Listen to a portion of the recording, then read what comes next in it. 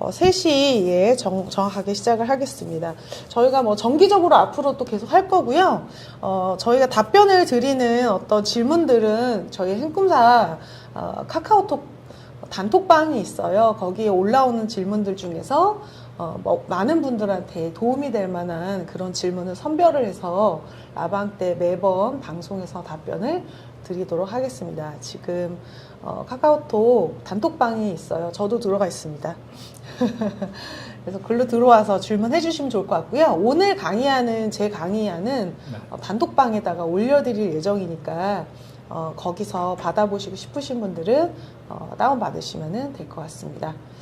글씨가 조금 작아가지고 방송 여기서는 좀 잘 안 보이실 수 있어요. 그래서 그 자료는 단톡방에서 공유 받으실 수 있으니까 필요하신 분들은 들어오시고요. 요즘 어떻게 지내세요? 요즘 날씨가 너무 추워가지고 예, 바깥에 잘 못 나가고 예, 집에서 보일러 뜨뜻하게 틀어놓고 새벽에 요새 맨날 일어났다는 인증하고 계시는데 뭐 네. 하세요? 새벽에 4시 막 5시에? 예, 제가 새벽에 일어나가지고 그 인스타에 네. 라이브에다가 제가 사목 만드는 시간이라고 네. 그렇게 말씀드리고 있는데 글도 쓰고 책도 읽고 또 강의 자료도 준비하고 예, 이제 사목 프로젝트 강의가 또 다음 달에 시작을 해가지고 며칠이에요? 2월 1일입니다. 그럼 다음 주네요? 네. 네. 예, 선생님께서도 요즘 인스타 여왕이시라고 아니요. 경매계의 퀸이십니다. 아니, 인스타를 시작한 지 한 4개월 정도 됐어요. 만들어 놓은 건 옛날부터 있었는데, 실제로 피드 올린 지는 얼마 안 됐는데, 참 배움이 중요한 것 같아요. 저도 남들 인스타 밥 먹은 거 올리고 하길래 저도 그랬었거든요. 네. 근데 남들이 나 밥 먹은 거 관심이 없더라고요. 그래서 배웠습니다. 강의를 한 3개 정도 배웠더니 또 거기에서는 사람들이 또 생태계가 있더라고요. 그래서 거기에 맞춰서 선생님이 하라는 대로 했더니 지금은 팔로워가 25,000명 정도 됩니다. 한 3개월 만에 25,000명까지 팔로잉을 하시는 건가요? 네네네. 한 4개월 정도 되셨는데, 그만큼, 부동산에 관심 많으신 분들이 네. 좀 인스타에도 많이 계신 것 같아요. 특히, 어떤 컨텐츠를 가장 좋아하셨냐면은, 들어보지 못한 어떤 정보, 그리고 제가 친구 사례를 가지고 릴스를 만든 게 있는데, 그게 지금 거의 98만 뷰 정도 되는데, 뷰만 많은 게 아니라 그걸로 유입도 한 10,000분 정도가 들어오신 것 같아요. 맞습니다. 그 얘기는 뭐냐면 나도 그런 친구 좀 있었으면 좋겠다. 주변에 실제로 부동산이 우리가 뭐 투자를 하시는 분들은 많이 하는 것 같지만 막상 또 많지는 않으시거든요. 그리고 네. 이런 이제 의사결정을 할 때 좀 이렇게 물어보고 싶고 의지하고 싶은 사람이 옆에 있었으면 좋겠다. 네. 나도 좀 상황 비슷한데. 나 원리금 내기 좀 버거운 1주택자 친구 제가 얘기를 했었는데, 이제 이렇게 하면 어떻겠냐라는 거를 했을 때 많은 분들이 공감을 하시고 저를 팔로우를 했다는 얘기는 이 사람의 다른 이야기도 듣고 싶다라는 것 같아요. 근데 거기 보면 나도 이런 친구 있었으면 좋겠다. 근데 친구가 이렇게 되는 거는 내가 통제가 안 되잖아요. 그렇죠. 그냥 내가 그런 친구가 돼야 돼요. 그렇죠. 그냥 내가 그런 사람이 되는 것밖에 없어. 그래서, 제가 그걸 보면서 사람들이 참, 물어보고 싶어 하고, 이렇게 의견을 듣고 싶어 한다. 좀, 제 DM으로도 그런 게 많이 또 와요.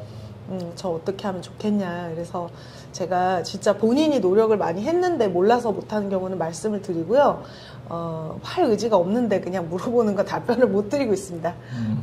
일단은 네. 의지가 있으셔야 되죠. 네, 무조건 의지가 있어야 되고요. 큰 돈이 오가는 의사 결정이기 때문에 여러분들이 공부도 많이 하시고 내가 선택할 때도 신중하게 하셨으면 좋겠다. 저도 몰라서 실수 많이 했고요. 하지 말아야 될 것도 사보고 팔지 말아야 될 때도 팔아보고 그랬어요. 몰라서 그랬습니다.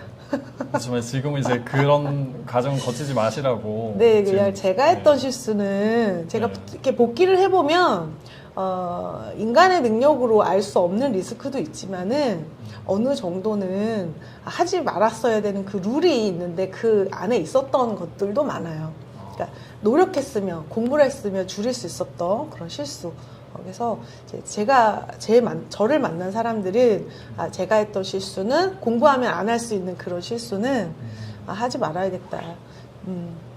그럼 우리 빌리언 사무장님 준비하신 거 좀 먼저 들어볼까요? 네. 오늘 저도 첫 라이브 공식적인 방송이어가지고 자료를 한번 준비해봤고요. 저한테 주어진 시간이 대략적으로 한 20분 정도 있다고 말씀을 들었습니다. 그래서 이 자료를 준비해놨는데 글씨가 좀 작아서 잘 안 보이실 것 같은데요. 그 단체 채팅방에 보시면 자료가 있을 겁니다. 자료 PDF 파일 다운로드 받으시면 되고요. 지금 방송에 들어오신 분이 유튜브에만 한 90분 정도 들어오셨네요. 이 자료는 단체 채팅방에서 보시면 되고 제가 110 대책과 관련해가지고 시장의 흐름이랑 그리고 또 경매 물건으로 이거를 어떻게 한번 적용을 할 수 있을까 실제 사례를 가지고 한번 말씀을 드려보겠습니다. 먼저 지금 공급 대책을 110 대책으로 방안을 77개를 과제로 삼아가지고 쭉 발표를 했는데 그 배경에는 지금 공급이 좀 심각하다 이런 배경이 있기 때문에 그런 방안이 나왔다고 보고요. 기준금리부터 한번 보시면은 20년도 1월부터 12월까지 이 기준금리 그래프인데 한국은행에서 받아온 겁니다. 자료를 보시면은 21년도 7월까지 한 0.5% 금리를 유지하다가 23년도 1월에는 지금 3.5%포인트까지 금리가 상승한 상태고요. 현재도 내려오질 않습니다. 이제 또 1월 달 금리는 봐야 되겠지만 계속 3.5%를 유지를 하고 있는 상태이고요. 이 금리가 상승하는 흐름이랑 맞춰서 또 연립, 다세대, 빌라의 월세 가격 지수를 보시면은 월세도 흐름이 좀 비슷하다는 것을 알 수가 있습니다. 아래쪽에 중간의 그래프는 한국부동산원의 서울 빌라 월세 가격 지수 그래프인데요. 이 지수를 보시면은 21년도 한 4월, 5월 정도의 빌라 월세 가격을 한 100 정도로 봤을 때 현재는 23년도 12월이죠. 23년도 12월인데 한 102.5 정도 전반적으로 평균을 냈을 때 2.5% 정도 월세 가격 지수가 상승을 했다. 이런 그래프를 나타내고 있습니다. 그 흐름을 보시면은 금리가 3.5% 정도로 유지가 되기 시작한 시점부터 해가지고 월세가 쭉 많이 상승을 했고요. 그래서 실제로 또 월세를 알아보시는 분들은 요즘 서울 월세촌 살기가 만만치 않다 이런 생각도 드실 것 같습니다. 그래서 급여를 받으시면은 뭐 급여의 한 3분의 1, 4분의 1이 이미 다 월세로 빠져나가고 있는 상황이다 이렇게 보실 수가 있겠고요. 그런데 좀 주목하실 점은 이렇게 월세 가격은 쭉 상승을 했는데 전세 가격은 좀 많이 빠졌죠. 전세 가격은 워낙 뭐 전세 사기 이슈부터 해가지고 금리가 오르면서 전세도 대출을 받으셨습니다. 전세도 많은 분들이 전세 자금 대출을 받으셔가지고 이 전세 보증금을 내신 건데 전세가는 좀 반대로 월세랑 다르게 금액이 많이 빠졌습니다. 그래서 이 그래프를 참고로 하시면은 월세 가격은 계속해서 오른 상태고 빌라는 전세가 좀 빠진 상태인데 그러면 이렇게 전세가는 좀 빠졌고 월세는 올라간 상태니까 좀 시간이 지나면은 월세가 감당이 안 되면 결국에는 전세로 다시 회귀를 또 할 수도 있겠다 이런 생각도 한번 해보실 수가 있겠고요. 네, 그래서 이 그래프를 한번 참고해 보실 수가 있겠고요. 그리고 또 실제로 공급에 대한 지표들도 보시면은 제가 두 가지 그래프를 가져왔는데 첫 번째가 이제 통계청에서 서울의 주택 인허가 실적입니다. 주택을 건축을 하려면은 먼저 이 관청에다가 허가부터 받아야 될 텐데 이 허가를 받은 지수를 보시면은 허가가 많이 급감했다는 것을 아실 수가 있습니다. 여기 그래프에서 이 파란색 가장 위에 있는 곳이 아파트고요. 아파트가 전반적으로 인허가 실적이 가장 많고 가운데가 다세대, 가장 아래쪽이 연립주택인데 서울은 연립이 작죠. 연립이 작은 것이 그 땅이 없다 보니까 넓게 지을 수가 없습니다. 그렇다 보니까 다세대 비율이 훨씬 높게 되고요. 그래서 좀 대표적인 시점에 지수를 보시면은 21년도 한 12월 정도에 빌라가 인허가 실적이 있는 게 한 24,000호 정도 인허가를 받았고 그다음 22년 12월에 보시면은 한 15,000호 정도 허가를 받았습니다. 그런데 한 1년 정도 있다가 23년 12월은 아직 안 나왔고요. 11월 달에 보시면은 10,000호도 아니고 2,873호입니다. 엄청나게 확 떨어졌죠. 예, 이 수치는 좀 놀라운 수치인데 이 정도로 인허가 실적이 급감을 했고요. 그렇게 빌라가 뭐 월세 수요는 그래도 아직도 있는 상태인데도 전세가 떨어졌고 그 다음에 금리는 계속해서 높은 상태고 공사비도 높은 상태, 그런 여러 가지 상황들을 반영한 탓인지 네, 인허가가 상당히 적습니다. 그리고 전반적으로 아파트도 보시면은 아파트도 점점 작아지고 있는 추세이고요. 예, 그리고 허가를 실제로 받았으면 이제 착공을 해야 될 텐데 착공 실적도 이 빌라 다세대 같은 경우에는 좋지가 않습니다. 여기도 마찬가지로 가장 위에가 아파트 곡선이고 그 다음에 중간에가 이제 다세대죠. 다세대고 가장 아래쪽이 연립주택인데 다세대를 보시면은 21년도 7월 달에 한 2,000호 정도 착공을 시작을 했고 그 다음에 22년도 6월 달에도 한 1,700호 정도 착공을 했는데 23년도 11월 달에는 300호 정도 착공을 했습니다. 그래서 거의 최저치 수준으로 착공 실적도 좋지 않으니까 공급이 잘 안 되고 있다는 말이죠. 그래서 이렇게 공급이 급감하니까 정부에서도 놀래가지고 긴급하게 110 대책 같은 대책을 발표한 걸로 보이는데 이 대책을 전반적으로 다 보시면은 대책 써놓은 거에다 다 아파트는 제외입니다. 써놓은 걸 전반적으로 보시면 아파트는 다 제외고 좀 소형주택, 자연주택, 다세대, 오피스텔 그리고 조금 아파트 가까운 거는 이제 도시형 생활주택 중에서 소형주택 층수 제한 없는 도시형 생활주택 정도로 볼 수가 있겠고요. 그래서 아파트로 가기 전에 이렇게 아파트로 가기 전에 주거 사다리 역할을 하는 다세대 연립주택, 오피스텔 같은 공급에 치명적인 문제가 있다고 보고 그런 대책을 발표를 하지 않았나 이런 생각이 듭니다. 그래서 연도별로 또 다시 확인해 보시면은 다세대가 인허가 실적이 2021년도에 다 합해서 15만 8천호 정도 허가를 받았고 23년도에는 3만 3천호 정도 급감했죠. 그리고 착공 실적도 보시면은 다세대가 21년도에 한 2만 호 정도 착공을 했고 23년도에는 한 4,400호로 역시 마찬가지로 한 5분의 1 수준으로 확 떨어졌습니다. 인허가도 그렇고 착공도 그렇고 5분의 1 수준 정도로 많이 떨어진 상태이고요.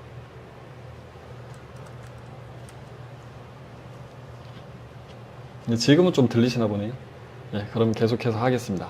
그래서 110 대책으로 여러분들께서 여러 가지 관심을 가지셔야 될 것이 많은데 대표적으로 일단은 이 소형 신축 주택에 대해서 혜택을 주겠다고 했습니다. 이 공급에 대해서 혜택을 주기로 한 건데 기한을 딱 뒀죠.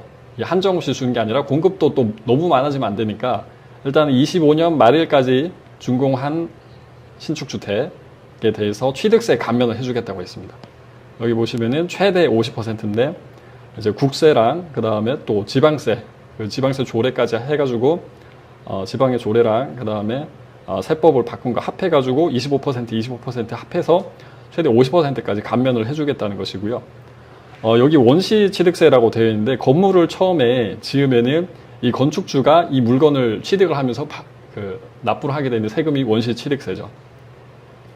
그래서 원시 취득세의 취득세율이 현재는 2.8%인데 이렇게 감면을 받으면은 최대 1.4% 수준으로 떨어질 수가 있습니다. 물론 여기다가 농어촌 특별세랑 지방교육세까지 붙어야 되기는 한데 취득세율만 보셔도 많이 감소를 할 수가 있다. 그래서 건축을 하셨을 때 취득세 부담이 좀 줄어들 수가 있겠고요. 그리고 대상 그 주택의 면적을 보시면은 60제곱미터 이하인 것들, 이 이하인 것들을 대상으로 하고 있고 용도를 보시면은 물론 60제곱미터짜리 다가구가 잘 없긴 한데 다가구도 있고 그 다음에 공동주택, 공동주택이 어떤 것이 있나요? 다세대 연립주택, 오피스텔도 포함해가지고 공동주택으로 볼 수가 있겠고요. 다세대 오피스텔, 다세대 연립주택, 다세대랑 연립이죠. 그리고 아파트는 제외라고 해놨습니다. 그래서 아파트는 해당이 되진 않고요. 그래서 이 정책을 보시고 아파트를 건축을 해봤자 이렇게 원시 취득세 감면 혜택을 받지는 못합니다. 그리고 도시형 생활주택이 있는데 도시형 생활주택 안에 또 연립주택도 있고 다세대도 있죠. 그래서 여기 도시형 생활주택 안에 또 소형주택이랑 연립주택, 다세대 주택도 또 포함이 되어 있습니다. 그 다음에 오피스텔도 대상이 되고 있고요. 그런데 이 주택 공급이 실제로 혜택을 받을 수 있을지는 법이 어떤 법에 적용을 받는지 보셔야 될 텐데 지방세 특례 제한법에 영향을 받는 법안입니다. 그러면은 지금 시행령이 아니라 법이라고 했으니까 이 법은 개정이 되려면 국회를 통과를 해야 되죠. 국회를 통과를 해야 되니까 지금 여당이 다 동의를 해도 야당이 또 반대를 할 수가 있으니까 24년도 2월 달에 개정을 하겠다고 하긴 했지만 불투명한 것이죠. 네. 그래서 각 대책에 대해서 이게 실현이 가능할 건지 이것도 시점별로 한번 보셔야 될 텐데 요 공급안에 대해서는 좀 지켜보셔야 될 것 같다. 이거를 말씀을 드리겠습니다. 그리고 기축주택, 기축에 대해서 취득하는 것에 대해서 또 혜택을 주겠다고 과세를 발표를 했습니다. 보시면 마찬가지로 12월 말일까지고 그런데 기축인데 이미 기축은 우리가 경매를 이제 하시는 분들 입장에서 좀 관심을 가지셔야 되겠죠. 이미 만들어져 있는 거에 대해서 취득을 할 때 세금에 대해서 혜택을 주겠다는 건데 조건이 있습니다. 임대 등록을 하셔야 됩니다. 그래서 임대사업자가 아니셨던 분들도 이 세금에 대해서 혜택을 받으시려면은 임대 등록을 하시면 되고요. 그러면 우리가 경매를 지금 하시니까 경매를 낙찰을 받아가지고 임대 등록을 하셔가지고 세금 혜택을 받으실 수가 있습니다. 지금 시간이 벌써 한 20분 지났나요? 아니요. 지금 10분 16분인데 정도? 우리가 네. 정시에 바로 시작을 안 해서 네. 조금 더 하셔도 될 것 예. 같습니다. 준비하신 거 많이 했나요? 아직 예. 3분의 1도 못 하셨네요? 3분의 1. 여러분들께서 특강을 좀 오셔야 될 것 같습니다. 이번 주에 이번 주? 무슨 요일이에요? 이번 주 목요일입니다. 목요일에 저희 오프라인 특강 있죠? 맞습니다. 오프라인으로 나땅 선생님께서 진행을 하셨던 저희 핵무기님이랑 나땅 선생님이랑 만원의 행복 특강을 진행을 하셨는데 이번 저는 윌리 선생님이랑 같이 이번 주 목요일에 특강을 진행하고요. 최대한 빨리 말씀을 드려보겠습니다. 그래서 임대 등록을 하시면 세금 혜택을 받을 수 있는 이런 과제가 있다. 이걸 보시면 될 텐데 이건 좀 가능성이 있어 보입니다. 24년도 5월 달에 개정을 하겠다고 하고 시행령이니까 이제 대통령 재가만 받으면 되는 것이죠. 대통령 재가만 받으면은 요거는 실제로 적용이 가능한 혜택입니다. 그리고 보시면은 세제 산정이라고 되어 있는데 여기 세제가 좀 말이 애매합니다. 세금에 대한 제도, 세금을 거둘 때, 그다음에 기준을 세울 때 그 제도에 대한 줄임말이 세제가 될 텐데 보시면은 양도세나 종부세에 대한 내용은 없죠. 지방세법이니까 이제 취득세 정도에만 혜택을 받을 수 있겠다라고 추측을 해보실 수가 있습니다. 그래서 어떤 부처에서 어떤 과에서 어떤 조치를 취하는까지도 보시면 어떤 혜택을 받을 수 있을지 구체적으로 생각을 해보실 수가 있죠. 그 다음에 소형 신축 주택을 취득하는 것에 대해서도 이제 큰 혜택을 주겠다고 했는데 여기도 기준이 보시면은 내년에 연말까지 취득을 하셔야 되고요. 그런데 이 신축 주택에 대해서는 취득세뿐만 아니라 양도세, 종부세까지도 다 혜택이 있다고 말을 해놨고 그 혜택이라는 것이 주택수에서 제외된다는 혜택이 있습니다. 그래서 대상은 소형 주택, 60제곱미터 이하짜리 작은 주택에 적용이 되는 것이고 그 다음에 금액이 6억 원이랑 지방에 3억 원인데 이 부분은 일단은 취득세 면에서는 취득가액을 기준으로 해야 되니까 취득가액에 대해서 6억 원, 3억 원이 각각 적용이 된다고 보시면 되고요. 그리고 양도세, 종부세에 대해서는 취득가액이 아니라 당시의 공시 가격을 기준으로 생각을 하시면 됩니다.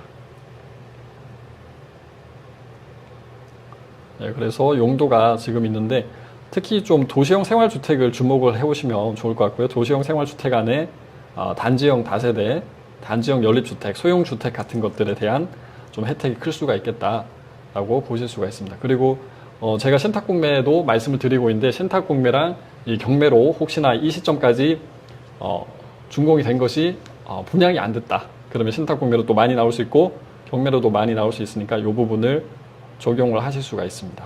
여기도 마찬가지로 시행령이 다 개정이 되는 거니까 실제로 대통령 재가를 받아서 혜택을 받으실 수 있을 가능성이 크겠다고 생각을 하실 수가 있습니다.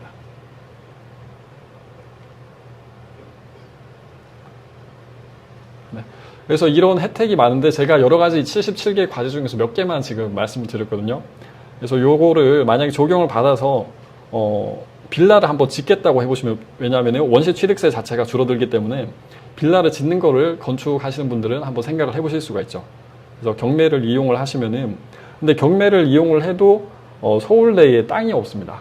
땅이 없으니까 이제 취득을 하실 수 있는 게 건물의 가치는 없고 땅의 가치만 있는 주택으로 취득을 하실 수가 있을 텐데, 지금 말씀드리는 물건은 20년도 4월 달에 낙찰이 된 겁니다. 과거 사례인데, 지금 만약에 건축을 생각을 하시는 분이라면 이 사례를 적용을 해가지고 한번 수익을 내시는 거를 생각을 해보실 수가 있겠습니다. 대지 면적이 50평 정도밖에 안 되고요.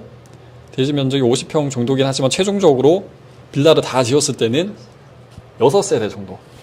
네, 그래서 그 매각 낙찰가를 보시면은 10억이 안 되는 금액의 낙찰을 받으셨죠. 예, 요거는 뭐 시세는 한번 확인해 보셔야 되겠지만 처음에 거의 감정가 수준의 낙찰을 받았어요. 그리고 낙찰을 받을 당시에 이 중화동의 빌라인데 상태를 보시면 요런 주택이죠. 그래서 건물은 상당히 오래됐고 토지는 또 보시면은 도로에 접하니까 빌라는 충분히 지을 수 있겠다. 이런 것들을 생각을 해보실 수가 있습니다. 그리고 좀 시간이 지나서 22년도 7월 달에 낙찰이 된 건 20년도 4월인데 22년도 7월 달에 이 건물을 보시면은 공사를 실제로 하고 있죠. 예, 그래서 변화가 되고 있는 상태인데 이 변화가 될 때 다시 보시면은 주인이 한번 바뀌었습니다. 그래서 낙찰 받은 분이 땅을 다른 개인 두 분한테 매각을 해가지고 9억 5,500만 원에 낙찰을 받으셨는데 10억 원에 다른 공유자 두 분한테 매각을 했는데 뭐 관계자인지 어떤 사유인지는 모르겠지만 거의 뭐 차익 남기는 거 없이 10억 원 정도의 매각을 했고요. 그래서 이 실거래는 21년도 실거래 사례입니다. 그러고 나서 이제 빌라로 다 완성을 한 건데 건축물 대장을 한번 보시면은 20년도 4월 달에 최초의 낙찰자가 낙찰을 받았고 그 다음에 11월 달에 이 토지를 이 건축을 하신 분이 소유를 하게 됐고요. 그 다음에 허가를 받은 게 12월 달. 그 다음에 착공은 한 3개월 정도 있다가 착공을 했고 사용 승인을 받은 건 한 달 정도 있다가 사용 승인까지 받았죠. 그래서 만약에 빌라를 건축을 한다고 하면 한 1년 정도 오면은 빌라를 지을 수 있겠다. 그러면 올해 한 5월이나 6월 정도에 낙찰을 받으셔가지고 바로 허가 받고 착공을 해가지고 1년 이내에 지금 적용되는 혜택들을 받아보실 수가 있겠다고 생각을 할 수가 있습니다. 그리고 이 건축물 대장 용도를 보시면은 2층부터 5층까지가 단지형 다세대라고 되어 있는데 도시형 생활주택 안에 용도가 구체적으로 다세대, 연립주택, 소형주택 이런 식으로 용도가 나눠질 수가 있습니다. 그래서 단지형 다세대 같은 경우에는 층수가 대부분 일반적인 다세대는 층수가 4층인데 단지형 다세대는 5층까지 지을 수 있죠. 혜택을 줘가지고 5층까지 지을 수가 있습니다. 그래서 대부분 필로티 구조고 단지형 다세대도 마찬가지로 이 주차장에 대한 규제는 여전히 있기 때문에 주차 공간을 많이 만들어야 돼서 1층은 주차장이 좀 많고 여기 보시면은 1층은 여기 보시는 대로 학원이 있고 그다음에 세대는 없죠. 그런데 2층부터 5층까지 6세대 정도 지었는데 6세대 지어가지고 10억 원 들여가지고 땅 사가지고 6세대 지어가지고 이 서울에서 남는 게 있을까 이 생각을 하실 수가 있습니다. 그런데 이분은 일단은 건축을 하기로 하셨고요. 그리고 실제로도 만드셨습니다. 네, 건축을 해가지고 전세를 놓는 금액을 보시면은 전세를 놓는 금액을 확인하시려면은 이 물건의 공동주택 가격을 한번 확인해 보셔야 될 텐데 빌라로 다 완성을 해가지고 302호짜리의 공동주택 가격을 한번 보겠습니다. 공동주택 가격을 보시면은 한 1억 9천만 원 정도 하고요. 그럼 1억 9천만 원에 보증보험 가입 가능한 조건의 보증금이 2억 4천만 원 정도 하죠. 그래서 2억 3,900만 원 정도의 전세를 놓을 수가 있을 텐데 실제로 이 금액에 왔습니다. 여기 보시면은 올해 작년이죠. 작년 9월 달에 2억 3,900만 원에 전세를 놓으셨고요. 2층도 같은 면적을 2억 3,900에 놓으셨고 그다음에 다른 것들은 뭐 한 2억 3천만 원 정도. 그래서 전체 호실이 세대가 6세대였는데 4세대는 이렇게 전세를 다 놓으셨습니다.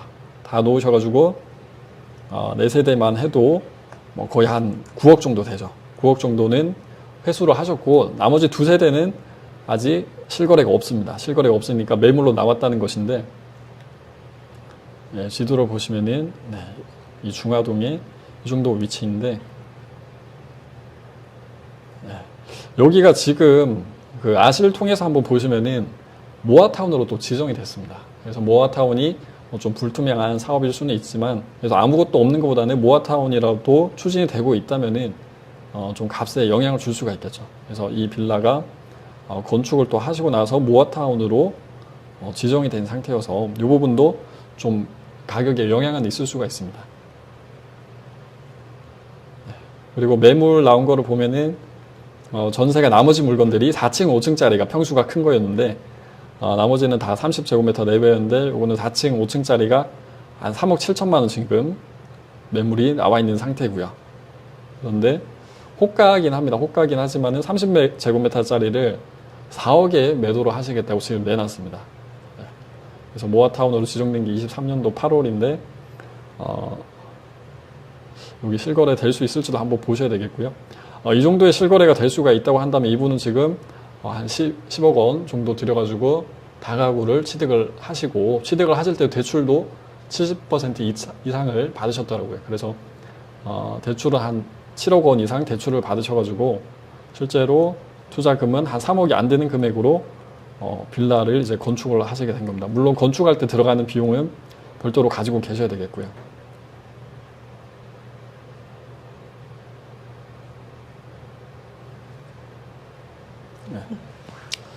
네, 그래서 제가 쭉 설명을 드렸는데 지금 이 과제 몇 개 가지고 신축으로 제공되는 거에 대해서 만약에 관심이 있으신 분이 경매를 진행을 하신다. 그러면 이런 식으로 적용을 해볼 수가 있을 겁니다. 그리고 또 다른 과제들로 가지고도 앞으로 경매를 진행을 하실 때 어떻게 적용할 수 있을지 고민을 해보실 수가 있겠고요. 이런 것들은 제가 또 다른 경로 통해서 말씀을 드리겠습니다. 그리고 다음으로 나땅 선생님께서 준비하신 내용 말씀드리겠습니다.